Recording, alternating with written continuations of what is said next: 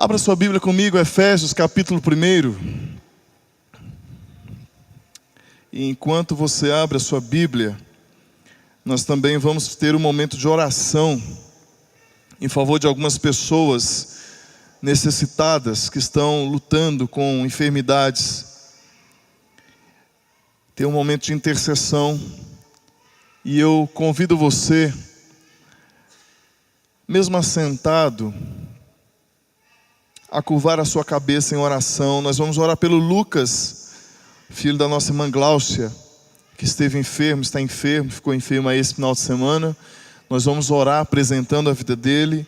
Nós vamos continuar orando pela vida da dona Jane, nós já temos apresentado a vida dela.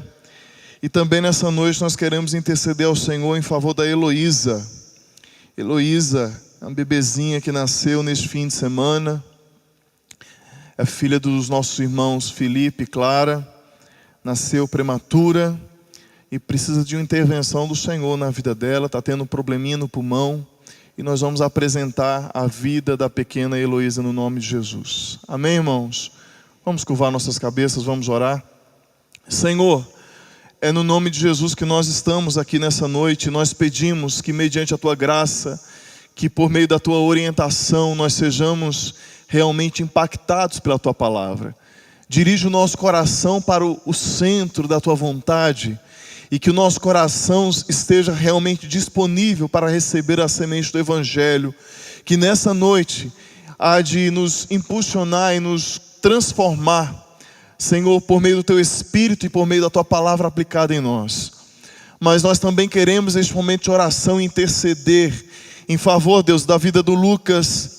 Nós apresentamos a vida da dona Jane, nós apresentamos a vida do Douglas, Senhor, nós apresentamos a vida da pequena Heloísa, pessoas, Pai, que precisam da mão do Senhor sobre elas, cuidando, Pai, da saúde delas no nome de Jesus, seja a doença física, emocional ou espiritual. Nós clamamos que o Senhor coloque a mão sobre essas pessoas e que o Senhor derrame uma bênção sem medida. Existem ainda, Deus, pedidos que estão no coração que não foram mencionados e que o Senhor conhece. Nós apresentamos eles diante do Senhor no nome de Jesus, e que segundo a Tua misericórdia e graça o Senhor age de forma sobrenatural nessas vidas. É no nome de Jesus que nós oramos e agradecemos. Amém. Efésios capítulo 1. Vamos colocar de pé em reverência a palavra do Senhor. Nós vamos ler do versículo 1 ao versículo 14, de forma responsiva. Eu vou começar lendo o versículo 1, e os irmãos vão aos pares, e assim sucessivamente. Veja se tem alguém perto de você sem a Bíblia, e compartilhe com ele da palavra de Deus. Amém, irmãos? Paulo, apóstolo de Cristo Jesus, por vontade de Deus, aos santos que vivem em Éfeso e fiéis em Cristo Jesus.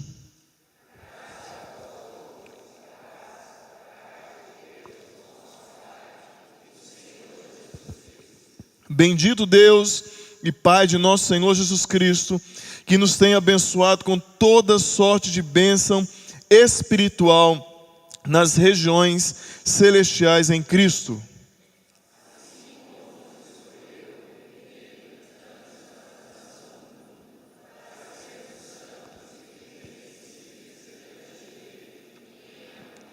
Nos predestinou para Ele, para a adoção de filhos, por meio de Jesus Cristo, segundo o beneplácito de Sua vontade.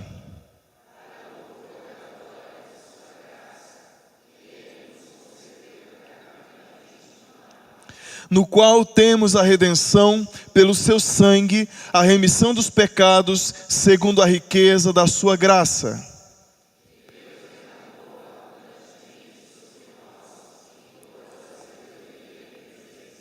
Desvendando-nos o mistério da Sua vontade, segundo o beneplácito que propusera em Cristo.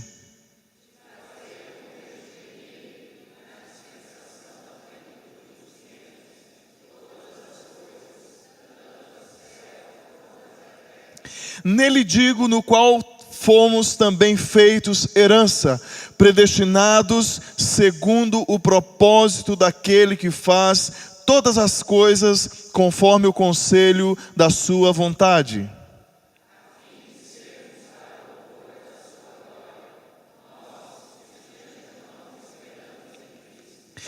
em quem também vós, depois que ouvistes a palavra da verdade, o evangelho da vossa salvação, tendo nele também crido, fostes selados com o Santo Espírito da promessa.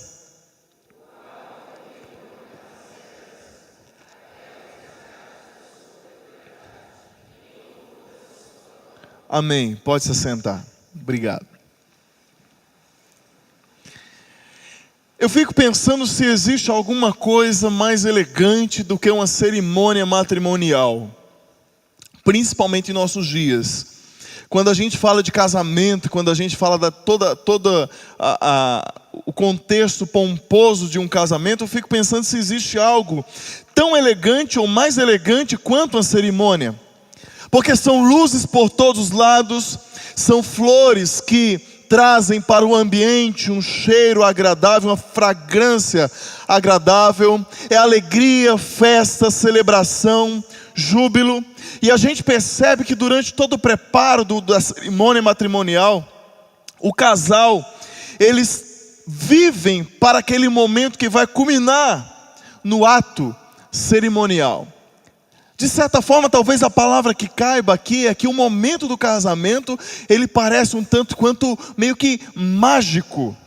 É uma atmosfera, a gente percebe que é uma atmosfera crescente de uma mistura de sentimentos, de alegria, com celebração, ao mesmo tempo que as lágrimas escoam pelos olhos, e essa mistura de sentimentos então toma o ambiente e a gente fica por demais emocionado, principalmente porque aqueles que se fazem presente numa cerimônia de casamento aguardam a entrada da noiva, com os braços entrelaçados no braço do pai. Todos os presentes tentam de alguma forma, ou pelo menos ficam na expectativa de verem, aquela entrada triunfal e majestosa. Existem casamentos por demais especiais, ainda mais especiais, principalmente quando a gente vê que de alguma forma o brilho, que tudo culmina, tudo aponta para a noiva, o brilho da noiva dá lugar, ou ela dá licença para aquele cara desajeitado no altar chamado noivo. Porque, verdade seja dita, o brilho todo é focado na noiva, na mulher. O homem, o noivo, é um mero coadjuvante da cena. Mas existem noivos e noivos. Existem aqueles noivos que durante todo o preparo de casamento, aqueles que estão namorando, se preparando, vai recebendo a palavra, Existem aqueles noivos que durante todo o preparo do casamento, eles ficam firmes. Eles correm para lá e correm para cá e mostram, de certa forma, quer demonstrar sua masculinidade e pá e tal. Mas quando ela aponta lá, ele desaba cá. Já viu isso? E é um choro que os convidados talvez ficam pensando, está chorando de alegria ou de remorso? Mas é certo que existem aqueles que a gente percebe que o choro é um choro de alegria, porque a gente percebe que todo o processo que ele viveu, aquele momento matrimonial, nada mais é do que o descortinar de um presente que ele recebe para toda a sua vida. Um descortinar de que Deus foi bondoso com ele e lhe entregou a sua cara metade, ou a sua metade, ou a tampa da panela, ou o chinelo cansado, e enfim, fica ao seu critério. Mas a gente percebe que no olhar do noivo, existe aquele sentimento de amor intenso que traduz o resultado do trabalho com o qual ele se empenhou durante um tempo. O amor intenso, o amor verdadeiro, a fidelidade não apenas expressa por palavras, mas também em ações, em atitudes. E quando a gente olha para esse exemplo do casamento, nós chegamos nesse contexto da carta de Paulo aos Efésios, e é justamente nesse contexto que Paulo vai fechar a sua carta aos Efésios, falando justamente do exemplo do casamento. E perceba que é um exemplo claro, porque quando Paulo fala lá no final, no capítulo 5 e 6, que Paulo vai falar sobre o marido e a esposa, e ele não está falando necessariamente de casamento, mas ele usa o casamento para exemplificar o relacionamento de Jesus para com a igreja. E a carta de Efésios nada mais é do que um deslumbrar justamente dessa dinâmica entre o noivo e a noiva, entre Jesus e a sua igreja. Porque é certo, irmãos, que Jesus morreu em uma cruz, mas ele morreu em uma cruz em favor da sua noiva. Cristo, basicamente Cristo morre para poder se casar. O sacrifício de Jesus aponta para uma promessa que nós precisamos ter em nosso coração. A promessa de que um dia o noivo virá buscar a sua noiva, ou seja, você e eu. Amém? Cristo vai buscar, irmãos. Cristo virá nos buscar. E eu fico imaginando e usando esse exemplo do casamento, o fato de que nas bodas ou bodas do Cordeiro, nós vamos poder contemplar o nosso noivo.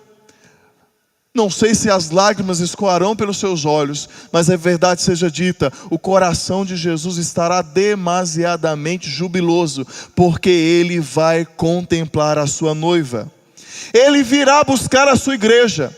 E quando nós falamos de igreja, alguns chegam até a arrepiar. Por quê? Porque muitos já se decepcionaram com a igreja.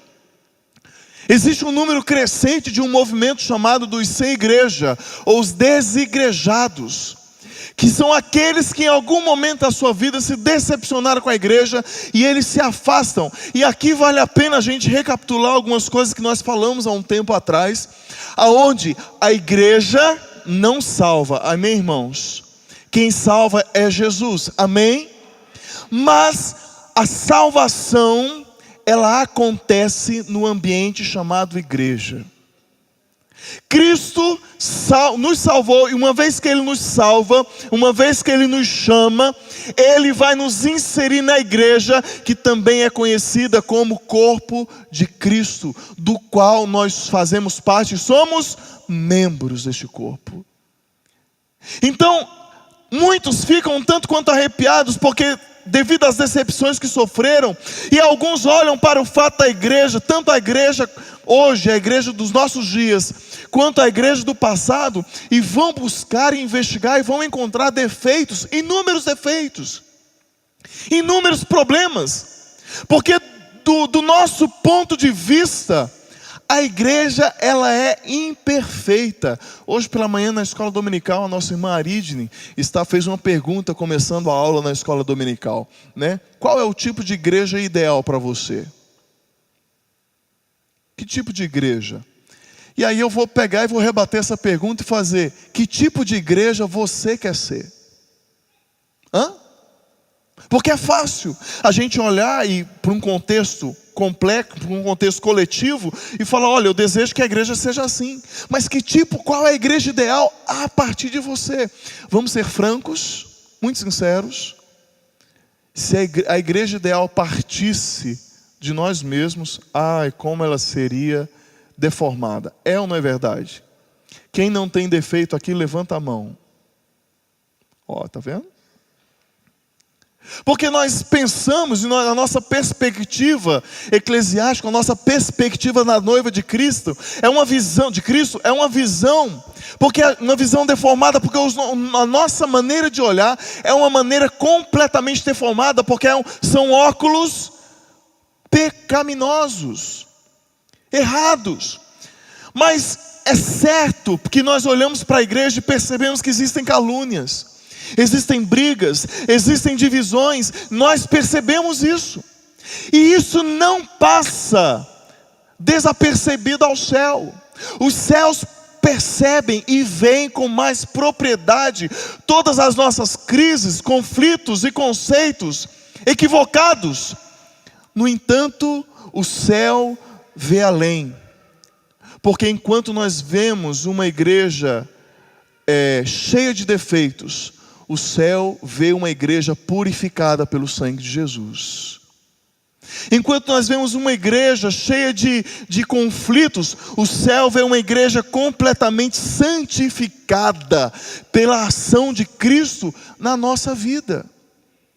Nós temos sim essa perspectiva um tanto quanto errônea, mas Cristo vê a sua igreja, enquanto nós vemos a igreja um tanto quanto emaranhada ou talvez bagunçada em seus guetos, em seus conflitos, Cristo vê a sua igreja subindo, gloriosa, santa, sem mancha e sem defeito, porque é certo que a igreja existe em dois patamares. Primeiro deles é que existe a igreja visível, que é essa que nós enxergamos, é essa que nós vemos, pessoas cheias de defeitos, mas existe uma igreja invisível que só Jesus vê. A pergunta é: você faz parte da igreja que só Cristo vê? Semana passada o pastor Luan falava justamente sobre isso. Mas quando a gente chama a responsabilidade, nós temos falado ao longo do começo do ano, sobre a origem da igreja, a essência da igreja, chegamos no propósito da igreja. Quando nós falamos a respeito do propósito da igreja, é indispensável, nós não conseguimos desprender ou fragmentar ou fazer uma cisão e falar: olha, o propósito da igreja é esse e o propósito da minha vida é esse. Não dá, irmãos, porque a nossa vida existe porque Cristo nos chamou, Deus nos criou, nós somos obra das mãos do Senhor, conquanto somos igreja e somos povo de Deus. Não tem como separar o propósito da igreja do propósito da nossa vida. E diante disso eu te faço uma pergunta: o que motiva a sua vida? Qual o fator motivador da sua existência? Você já se perguntou do porquê está aqui? Qual a razão de você existir? Porque Deus te escolheu. Alguns talvez olhem para si próprios e vão falar: eu sou uma pessoa boa. Olha, eu não tenho vícios. Eu sou honesto. Eu sou assim, eu sou assado. E tudo isso é bom e válido, mas é um pressuposto natural ao ser humano. Nós, por mais que nos empenhemos, jamais conseguiremos pagar o preço da nossa salvação. Quanto você está disposto a pagar pela sua salvação? Quanto você tem? O que você quer dar?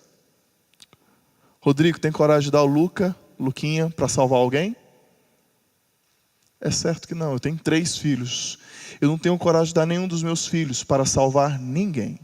E é interessante que a palavra do Senhor nos diz que Cristo morreu por nós quando nós ainda éramos gente muito boa. É isso que diz? O que diz? Éramos o quê? Pecadores. Nós somos incapacitados, impossibilitados de alcançar a salvação. Cristo morreu por nós quando nós ainda éramos pecadores. Não temos condições de pagar o preço da nossa salvação. No entanto, Cristo pagou o preço pelo nosso resgate. E agora nós podemos falar assim como Paulo falou: não sou mais eu que vivo, mas Cristo vive em mim. Você já percebeu, já parou para pensar no poder dessa palavra? Não é você que vive mais, mas Cristo habita em você por meio do seu Santo Espírito. Amém, irmãos?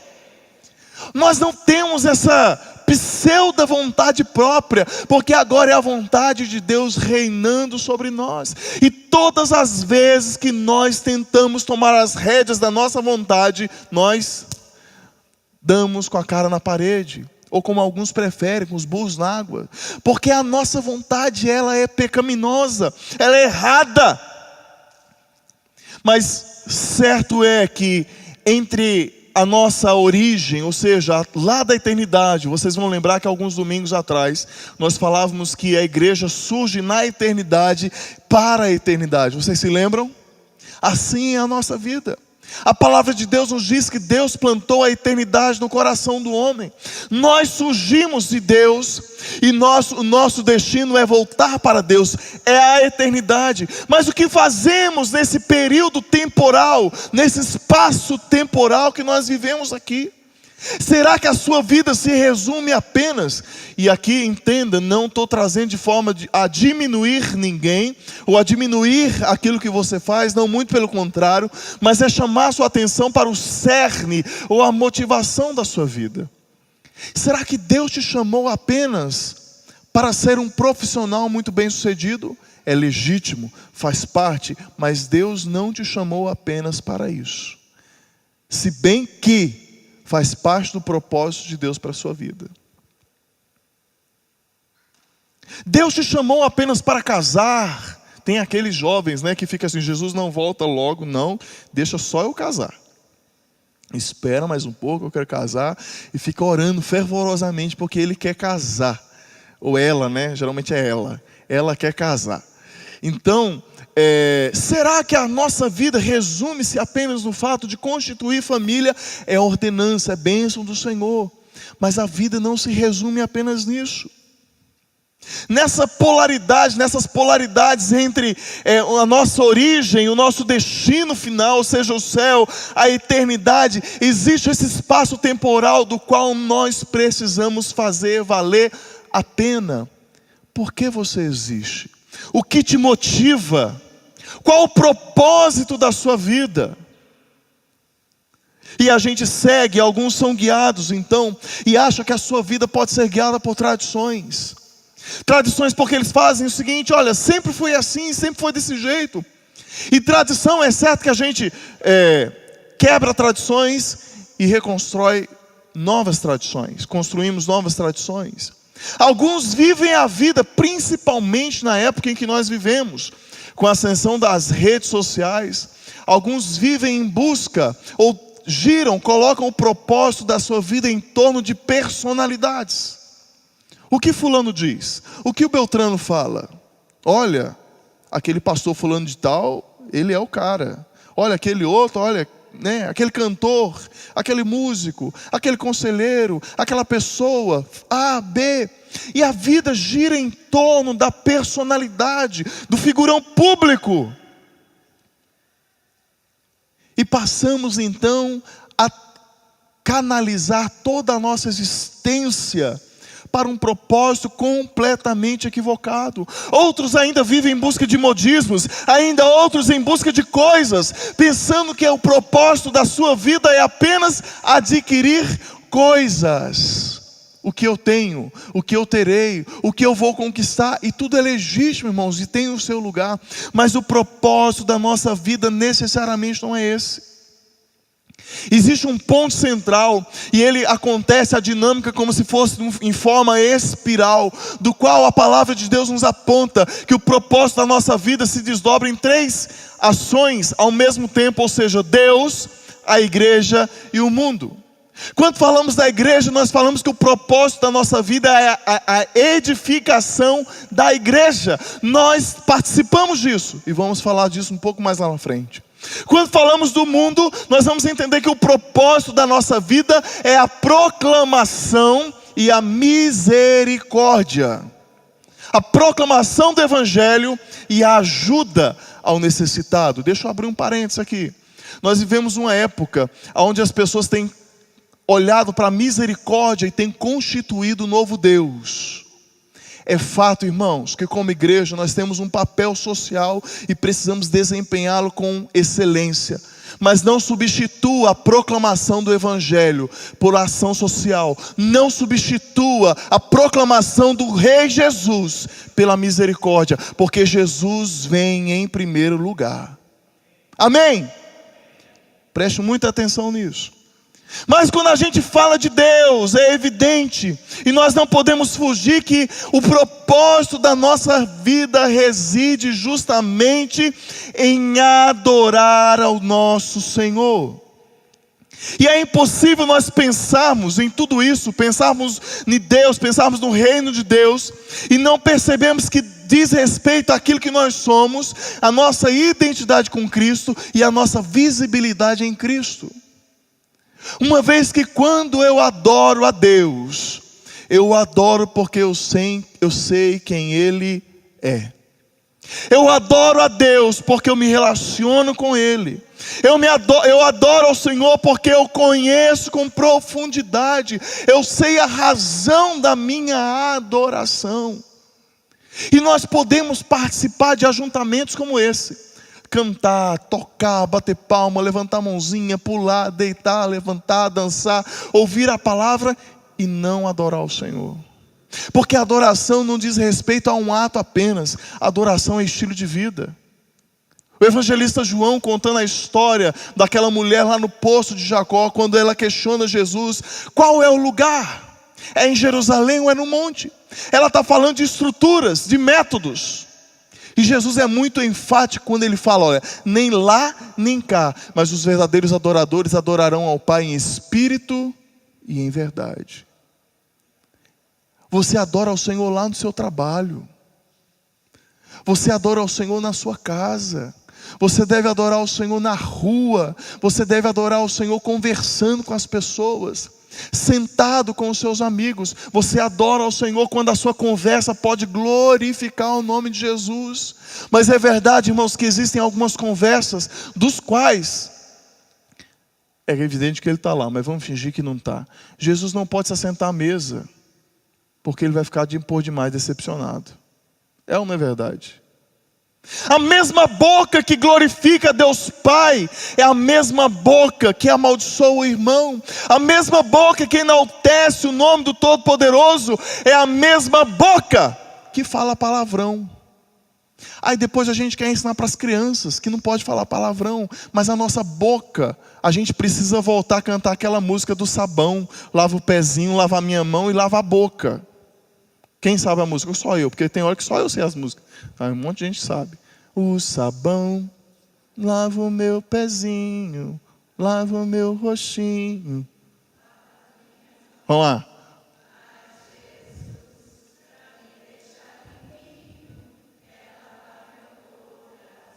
Está vendo? Tarefa de casa, cantar esse corinho a semana inteira. Porque o coração está enegrecido, está obscuro, está sujo. E a palavra de Deus fala que a boca fala daquilo que está cheio, o coração. E permitimos que em alguns momentos o inimigo venha e nos transvista de uma pseudo-santidade da qual não testifica o nome do Senhor por meio da sua palavra. E é fato, irmãos, que diante desse texto de Efésios, quando nós falamos a respeito de propósito, nós não podemos fugir pelo fato de que Efésios fala claramente a respeito do propósito de vida para todo cristão. Paulo está escrevendo para uma igreja, a igreja de Éfeso. Paulo está escrevendo para um povo. Paulo está escrevendo para pessoas. E mais especificamente o versículo 6, o versículo 12 e o versículo 14 que nós lemos, Paulo vai dissertar a respeito de vários assuntos. Mas em tudo, tanto no versículo 6, quanto o 12, quanto o 14, Paulo vai falar, olha, tudo é para louvor da glória de Deus. Tudo é para o louvor da glória de Deus. E nesses versículos que eu acabei de citar, o 6, o 12 e o 14, existe essa espécie de conclusão. E Paulo escreve meio que de forma poética. E parece que são como se fossem estrofes. E essas frases são conclusões das quais Paulo está falando, olha, tudo isso acontece, tudo isso foi feito, mas tudo isso é para a glória de Deus. E Paulo vai falando, porque na realidade o que Paulo deseja deixar muito esclarecido para a igreja de Éfeso é que nós nascemos para adorar a Deus. Talvez alguns aqui não conheçam, ou até arrepiem, mas a gente precisa conhecer a respeito disso. Sobre o breve catecismo, o breve catecismo da igreja. E a resposta à primeira pergunta do breve catecismo, alguém sabe?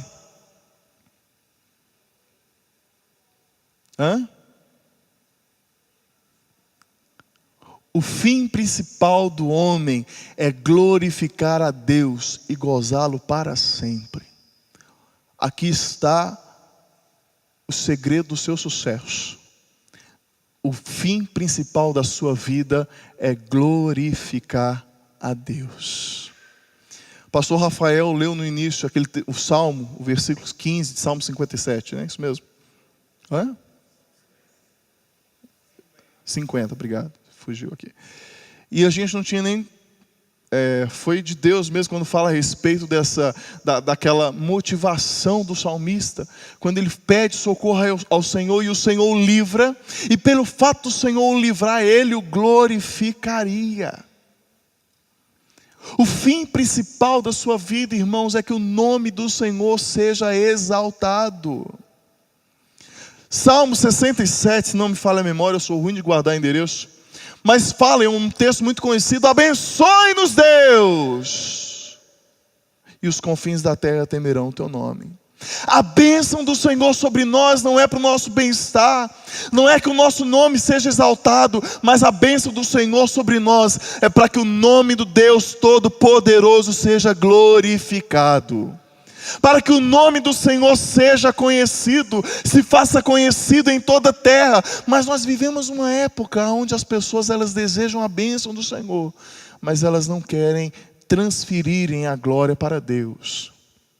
Faz-se necessário lembrar de que o Senhor não divide a sua glória com ninguém. E existe uma clareza perfeita nesse escrito de Paulo, em Efésios. Porque o texto de Efésios é uma espécie de guia que traz calmaria nesses dias adversos, para o louvor da sua glória.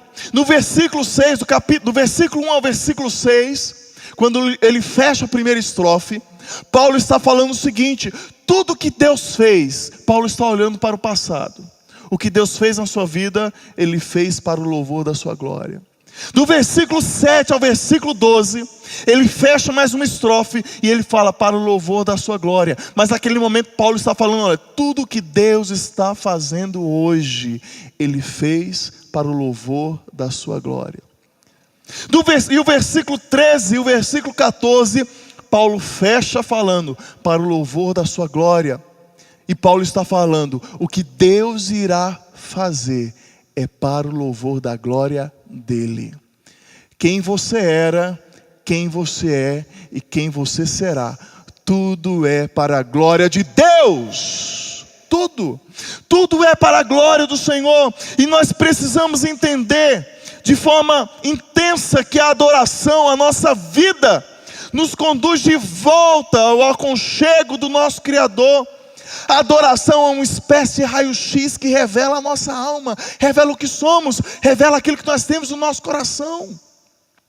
É o propósito da nossa vida, é a força motora que nos impulsiona a ir adiante, é o propósito da igreja, é o propósito dessa comunidade. Mas quando nós falamos de adorar a Deus, talvez alguns perguntem por quê? E eu vou falar rapidamente para você algumas coisas. Primeiro, nós precisamos adorar o Senhor, nós adoramos a Deus, é o propósito da nossa vida, porque nós fomos abençoados na plenitude de bênçãos espirituais. Toda bênção procede de Deus, a fonte é Ele, porque as bênçãos têm uma natureza divina, ela tem uma atmosfera espiritual. É interessante que o Dr. Russell Shedd chega a afirmar que o simples fato de nós sermos abençoados com Cristo nos levanta deste mundo com uma nova e poderosa perspectiva de esperança. E o texto, volte os seus olhos comigo no versículo 3, que fala que Paulo vai exaltar o nome do Senhor. Bendito Deus e Pai de nosso Senhor Jesus Cristo, que nos tem abençoado com toda sorte de bênção espiritual nas regiões celestiais. Alguns ainda vivem dentro daquele contexto judaico, onde esperam a bênção de Cristo a partir de uma perspectiva material. O apóstolo Paulo nos diz que se nós esperamos no Senhor apenas nessa vida aqui, nós somos os mais miseráveis dos homens. A bênção de Deus, irmãos, não se resume apenas a um fator econômico, financeiro ou físico. A bênção, ela transcende, ela é algo sobrenatural, ela é espiritual.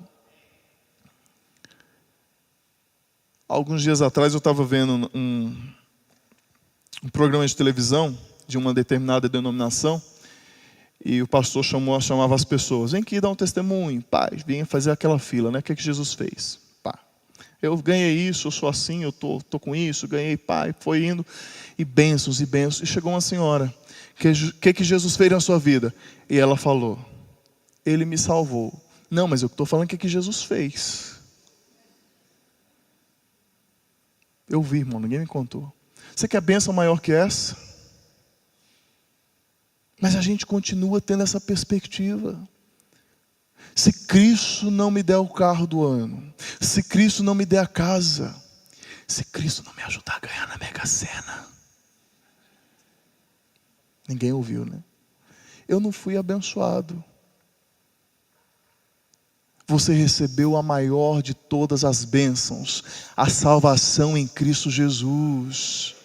E isso deve encher o seu coração de júbilo, de alegria. Você é um dos salvos.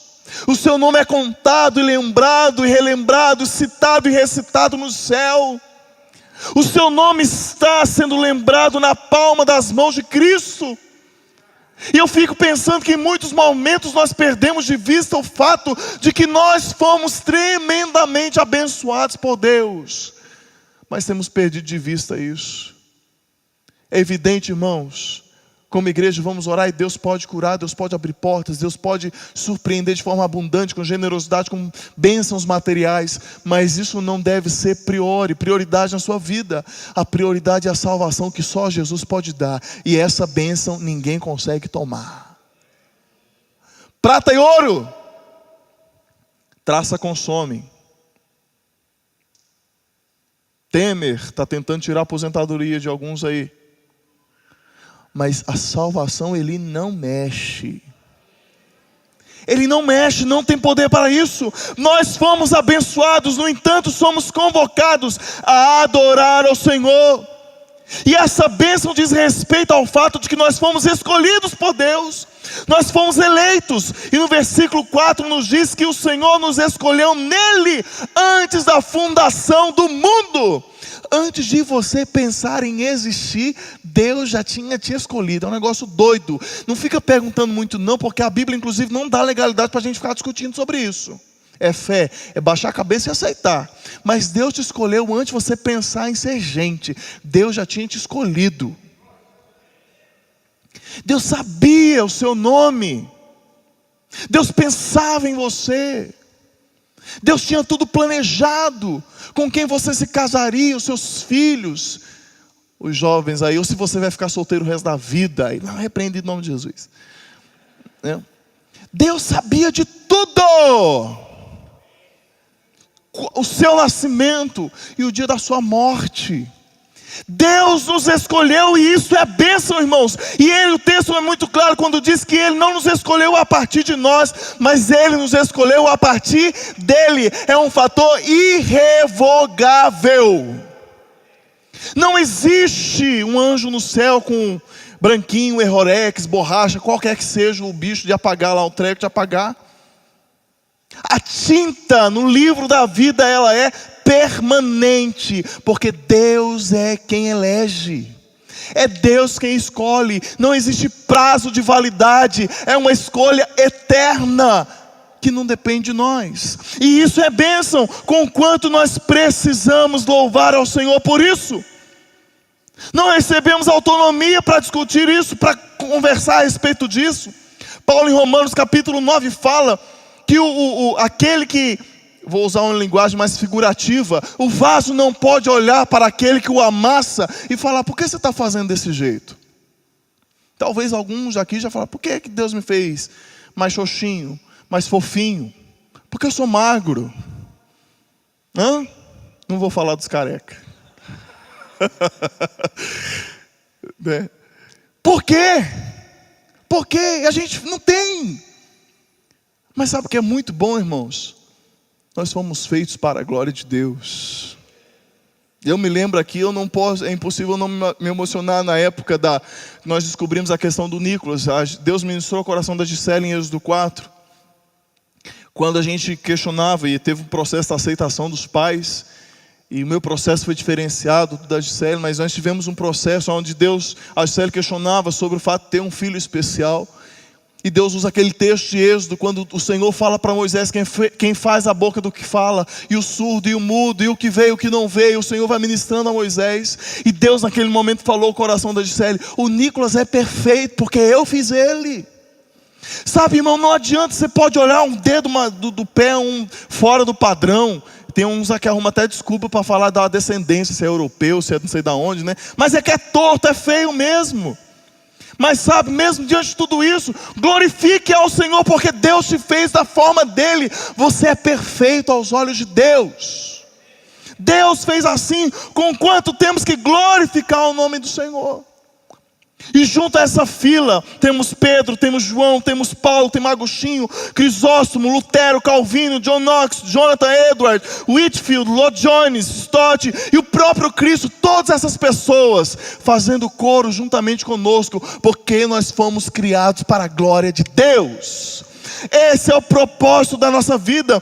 E o fato de nós sermos criados, nós fomos reconectados com essa vida eterna. Deus, ele não apenas nos cria, mas ele nos reconecta com Cristo, nos reconecta com ele por meio de Cristo. Cristo, então, o texto nos fala, a partir do versículo 7, que nós recebemos a redenção pelo sangue, a remissão dos pecados segundo a riqueza da sua graça. E a palavrinha redenção aqui traz a ideia de que Cristo tirou-nos da cadeira do choque lá, que morre eletrocutado lá, da pena de morte. Cristo nos livrou completamente. E uma vez que nós fomos perdoados, uma vez que nós fomos libertos, nós agora recebemos de Deus a iluminação como filhos, para compreender o propósito da nossa vida. A Raquel me mandou um vídeo essa semana, mas eu vou guardar aqui lá, não vou dar spoiler das próximas pregações. Mas é bem interessante, irmãos, em toda a nossa vida, na nossa genética, existem traços claros da vida de Cristo em nós. Nós somos herança do Senhor. O texto fala a respeito disso, que uma vez que nós fomos resgatados por Cristo, uma vez que nós fomos completamente trazidos de volta para Deus, Ele descortina diante de nós o propósito da nossa vida. E fomos feitos herança. E quando falamos de herança, nós falamos de um valor inestimável. Nós somos o dom do amor de Deus para Cristo. E Cristo é o dom de Deus para cada um de nós. E o texto vai concluindo falando a respeito de que nós fomos selados pelo Espírito Santo. Vivemos para a glória de Deus. A nossa vida é para a glória de Deus. Tudo em nós é para a glória de Deus. E Paulo vai falando a respeito disso. O Senhor nos escolheu. Ele nos predestinou para sermos santos e irrepreensíveis. Ele nos predestinou para a adoção de filhos por meio de Jesus Cristo, segundo a sua vontade. E agora nós temos a redenção pelo sangue, a remissão dos pecados, segundo a riqueza da sua graça, que Deus derramou abundantemente sobre nós, em toda sabedoria e prudência, desvendando-nos o mistério da sua vontade. Cristo revela o propósito da nossa existência. Nós vivemos para adorar a Deus. E Paulo então vai concluindo, falando que uma vez que tudo isso acontece, que nós fomos salvos e perdoados, nós agora somos selados pelo Espírito Santo. E é um processo simples. Ouve-se o Evangelho. A fé salvífica acontece no coração do indivíduo. E então ele é selado pelo Espírito. E a palavrinha selo que Paulo usa é uma palavrinha que vai trazer a ideia de propriedade ou de garantia. A garantia de que o Nava foi selado pelo Espírito. O Nava é de Jesus. E Cristo vai vir buscar o Nava. A mana foi selada pelo Espírito. Ela é de Jesus. E Cristo vai buscá-la. É uma garantia, irmãos. Selo de propriedade. E não apenas uma questão de propriedade, mas Paulo chega a falar que é uma garantia de caráter autêntico, que marca a propriedade e protege contra toda e qualquer violação. O que Paulo está querendo falar aqui é que por mais que o inimigo tente, por mais que o maligno se esforce, ele não pode te arrebatar da mão de Jesus. Porque existe sobre você o selo e a marca da promessa. Você pertence ao Senhor. Ministério de Louvor, vem para cá, a gente está encerrando. Você pertence ao Senhor. Você é de Jesus. E a sua vida, ela existe para o louvor da glória de Deus. E eu concluo nos fazendo um desafio. Como você tem vivido até aqui? A sua vida glorifica o Senhor? A sua vida testifica o nome de Jesus? Você vive realmente para a glória de Deus? Eu não falo de aleluia, glória a Deus, não apenas disso. É válido, é legítimo e tem o seu lugar. Mas quanto tempo você tem se debruçado sobre a palavra? Quanto tempo você tem investido em estar sozinho com Deus? A sua vida glorifica o Senhor? Eu lembro da minha sogra um dia. Ela estava estendendo roupa, eu já contei isso aqui algumas vezes. Estendendo roupa, né, o varal. E quando ela colocou a última peça. Imaginou? Mulheres? O varal caiu inteirinho e o quintal era de terra. Aí aquela mulher doida, glória a Deus. Eu falei, endoideceu de vez, né? Mas é o símbolo, ou sinônimo de alguém que entende. É bom ou é ruim, a vida é boa ou não, que tudo seja para a glória de Deus. Portanto, saia daqui nessa noite glorificando o Senhor. Amanhã, vá para o seu trabalho glorificando o Senhor. Na terça, na quarta, na quinta, vai glorificando. Vai falando, Senhor, eu te exalto, eu te adoro, porque o Senhor é na minha vida. Esse é o propósito da minha existência.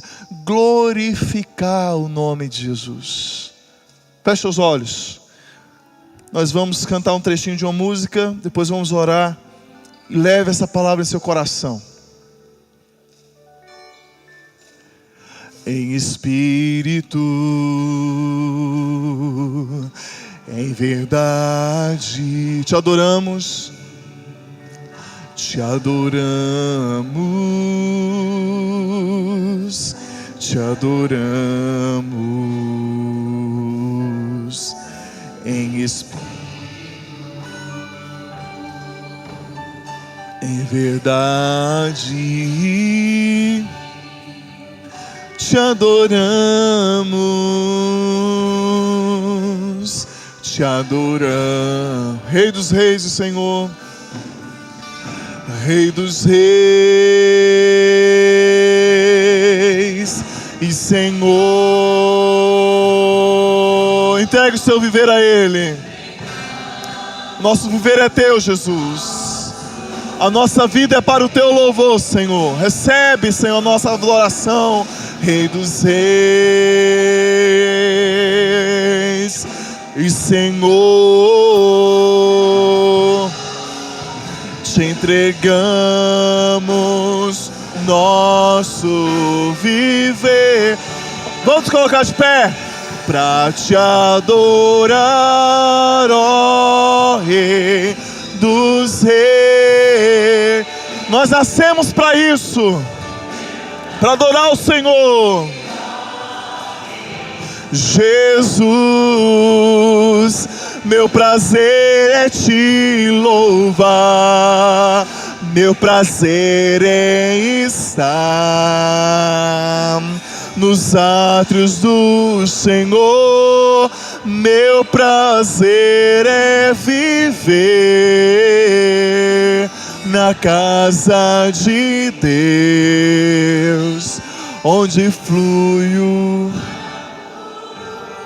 Senhor, no nome de Jesus, que o Senhor nos leve realmente a essa atmosfera de adoração, não apenas nesse ajuntamento santo dominical, mas que amanhã, Deus, na segunda-feira, a gente possa ir para o nosso trabalho, desejosos, dispostos a adorar o Senhor lá no nosso trabalho, no nome de Jesus, na escola, na universidade, Senhor, com os amigos, com a família, que nós possamos glorificar o nome do Senhor, que tudo seja para o louvor da Tua glória, Pai.